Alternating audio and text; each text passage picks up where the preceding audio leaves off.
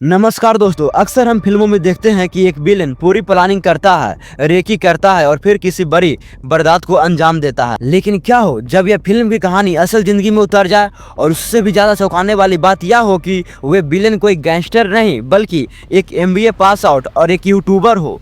जी हाँ, आज हम बात कर रहे हैं गाजियाबाद के मोदी नगर में हुए उस चर्चित ज्वेलर हत्याकांड की, जिसने पूरे इलाके को शांत कर दिया है। तारीख थी 4 दिसंबर 2025। एक 75 साल के बुजुर्ग ज्वेलर जो पिछले 50 साल से अपनी दुकान चला रहे थे, उनकी हत्या कर दी गई। लेकिन दोस्तों, यह वीडियो सिर्फ एक जुर्म की कहानी नहीं है। यह कहानी उस माइंडसेट की है, उस लालच की है जो आज की जनरेशन को गलत रास्ते पर धकेल रहा है।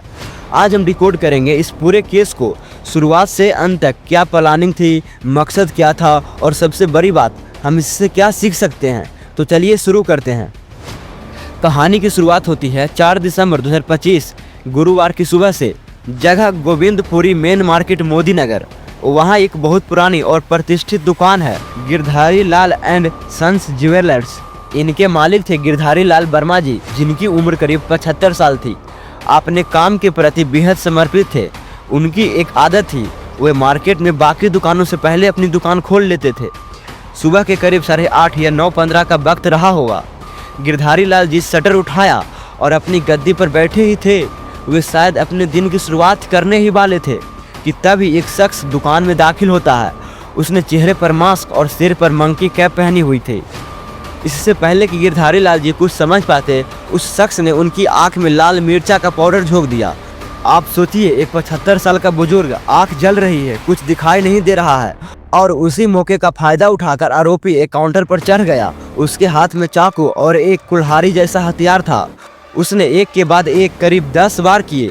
पुलिस रिपोर्ट्स के मुताबिक यह सब कुछ महज 12 सेकंड के अंदर हुआ। 12 सेकंड और एक जिंदगी खत्म। लेकिन तभी एक ट्विस्ट आता है। दुकान घर के ग्राउंड फ्लोर पर थी तो शोर सुनकर गिरधारी जी के बेटे रुपेंद्र वर्मा दौड़कर नीचे आए। उन्होंने देखा कि एक हमलावर उनके पिता पर वार कर रहा है।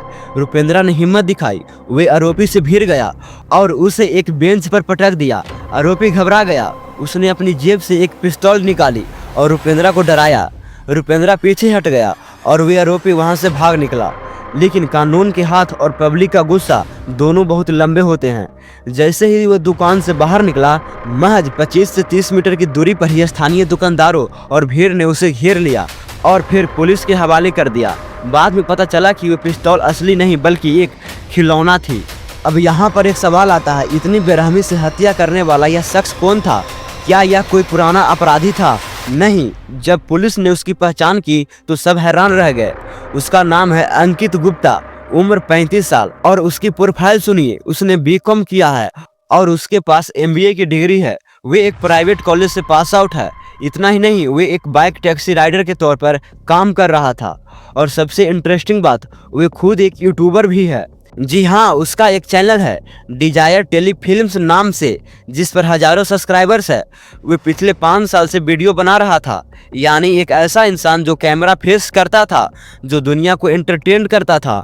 वे अचानक एक कातिल कैसे बन गया? उसके पिता और परिवार का कोई क्रिमिनल रिकॉर्ड नहीं है।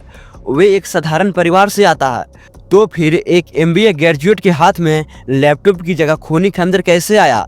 इसका जवाब छिपा है उसकी प्लानिंग और उसकी मजबूरी में। दोस्तों, यह हत्या आवेश में आकर नहीं की गई थी। इसके पीछे एक कोल्ड ब्लडेड प्लानिंग थी। पुलिस जांच में जो बात सामने आई, वह किसी थ्रिलर वेब सीरीज से कम नहीं है। अंकित ने इस काम के लिए पूरे 2 महीने तैयारी की। उसने देखा कि गिरधारी लाल जी काफ़ी अमीर ज्वेलर है और सबसे बड़ी बात, वे सुबह अकेले दुकान खोलते हैं। उस वक्त बाजार खाली होता है। यह उनका वीक पॉइंट था जिसे अंकित ने टारगेट किया। दूसरा, हथियार और सामान। आपको जानकर हैरानी होगी कि उसने हत्या में इस्तेमाल किए गए चाकू, चॉपर, यहाँ तक कि वे लाल मिर्च पाउडर भी सब कुछ ऑनलाइन ऑर्डर किया था, ब्लिंकिट, अमेजॉन जैसे प्लेटफॉर्म से। और यह डिलीवरी घटना से बस 1-2 दिन पहले ही उसे मिली थी। क्योंकि वह क्रिमिनल नहीं था, उसे पता नहीं था कि लूट कैसे करनी है, तो उसने अपना गुरु किसे बनाया? यूट्यूब को। पुलिस को उसकी हिस्ट्री में 25 से ज़्यादा ऐसे वीडियो मिले जो क्राइम और हिस्ट्री लूट से जुड़े थे। उसने सीखा कि बदारत के बाद भागना कैसे है, पुलिस को कैसे चकमा देना है। उसका प्लान सिंपल था, मिर्च डालो, चाकू से डराओ या बार करो, गहने बैग में भरो और भाग निकलो। लेकिन उसे अंदाजा नहीं था कि पीड़िता का बेटा बीच में आ जाएगा, पब्लिक उसे पकड़ लेगी। अब आते हैं सबसे बड़े सवाल पर, आखिर क्यों? एक पढ़ा लिखा इंसान जो अपनी जिंदगी में सेटल हो सकता था, उसने ऐसा क्यों किया? पुलिस पूछताछ में अंकित ने जो बताया वो आज की युवाओं के लिए एक बहुत बड़ी चेतावनी है। वजह थी आर्थिक तंगी और कर्जा। अंकित को ऑनलाइन गेमिंग और ट्रेडिंग जैसे क्रिप्टो या फॉरेक्स की लत लग गई थी। वो जल्दी अमीर बनना चाहता था। इसी चक्कर में उसने करीब 20 लाख रुपए गवा दिए। उस पर 10 से 20 लाख रुपए का भारी कर्जा हो गया था।